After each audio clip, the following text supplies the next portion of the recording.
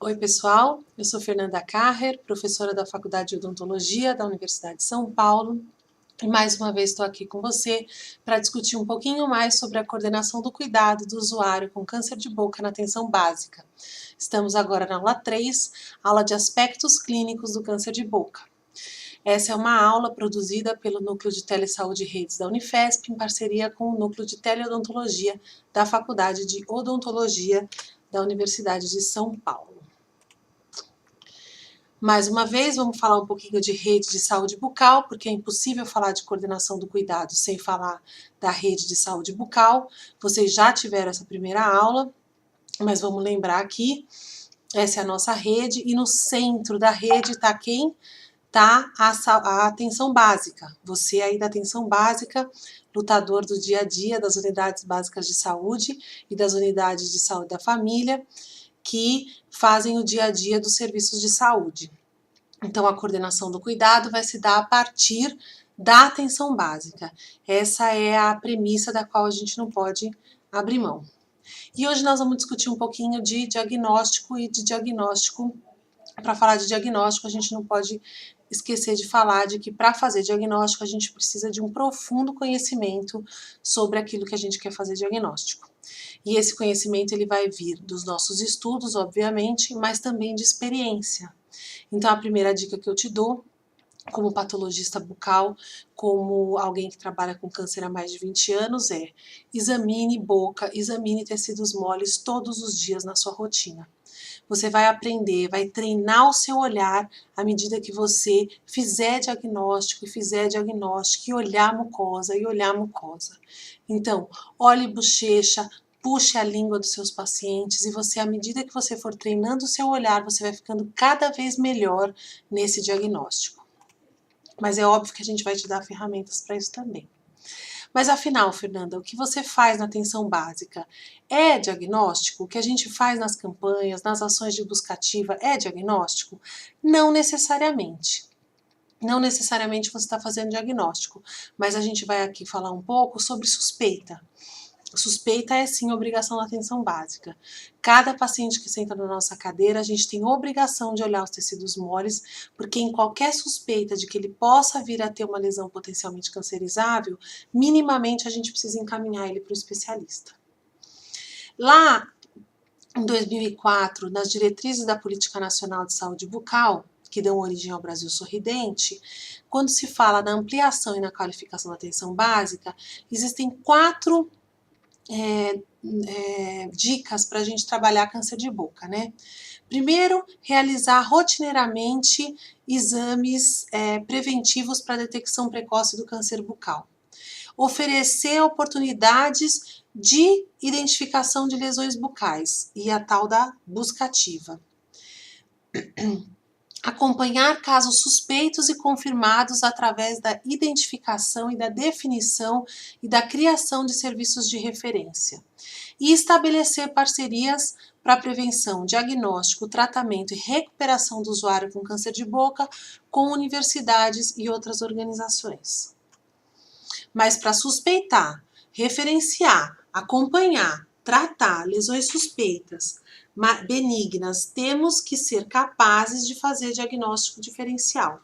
Treinar o olhar e aprender cada vez mais a fazer esse diagnóstico. Então, diferenciar o que é patológico do que é normal. Nós só vamos conseguir fazer isso se a gente treinar o nosso olhar. E, é claro, estudar. Para isso que a gente está aqui no curso de Telesaúde e Redes da Unifesp. E o que a gente tem percebido, pessoal? Nós já vamos para 19 anos da campanha de câncer de boca que acontece junto com a campanha de vacinação dos idosos aqui no estado de São Paulo.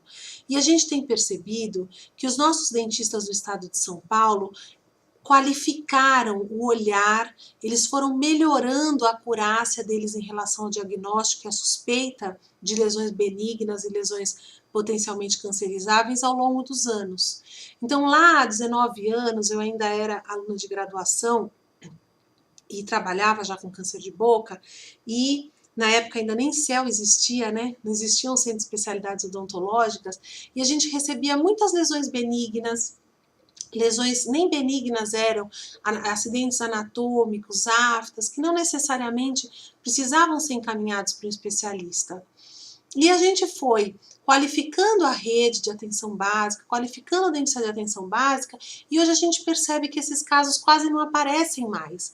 E não aparecem porque o dentista da atenção básica do estado de São Paulo, ele foi se qualificando, ele foi melhorando o seu olhar, né? Por isso que a gente fala que é a prática que vai melhorar vai qualificar o teu olhar, né?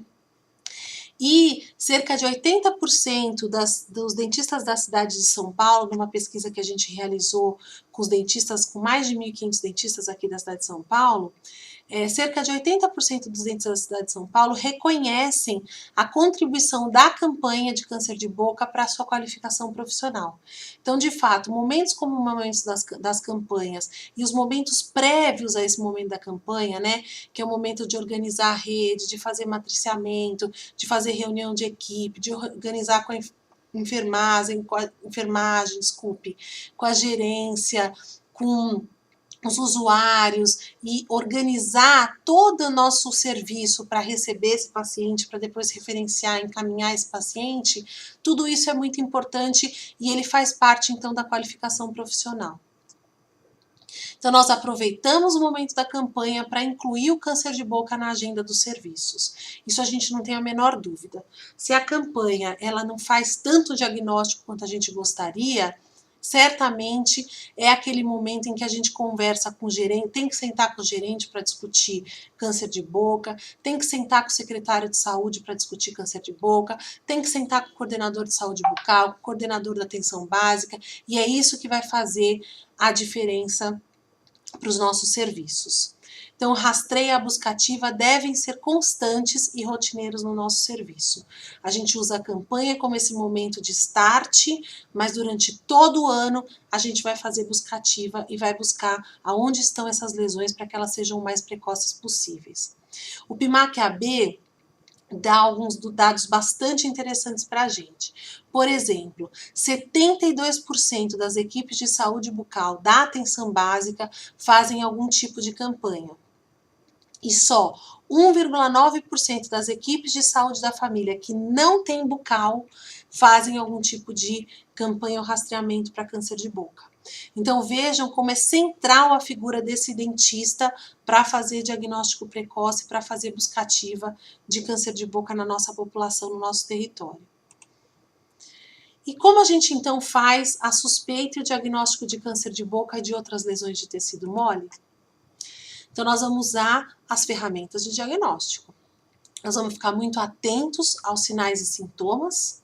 Nós vamos ter conhecimento científico, para isso os cursos do Telesaúde Redes, para isso os artigos científicos, as aulas, os livros, e nós vamos então valorizar a informação que o nosso usuário vai dar. Nós vamos colher essa informação com muita atenção e vamos valorizar essa informação.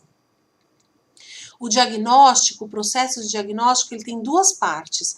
O exame clínico, que ele é composto de dois momentos, um momento subjetivo, que é o momento da anamnese, e um momento objetivo, que é o momento do exame físico. E existe um outro processo no processo diagnóstico, que ele é complementar, que são os exames complementares, que eles vão ser recursos subsidiários que permitem ampliar os sentidos naturais do profissional, e eles só vão ser solicitados quando necessários. Anamnese vem do grego recordar. Então, nós vamos construir com o nosso usuário o cenário aonde essa lesão apareceu, qual a história dessa lesão e mais, né, qual é a história pregressa de outras moléstias, de outras doenças de saúde geral que esse paciente possa vir a ter e que possa, junto com tudo isso, construir a nossa hipótese diagnóstica. O exame físico ele vai ser sistemático, ordenado e completo. Isso não significa que ele vai ser demorado. Isso não significa que a gente precise ficar muito tempo com o paciente na cadeira, mas a gente tem que ter absoluta certeza que nós olhamos todas as possibilidades e todos os cantinhos da boca. Então a gente precisa puxar a língua, por quê?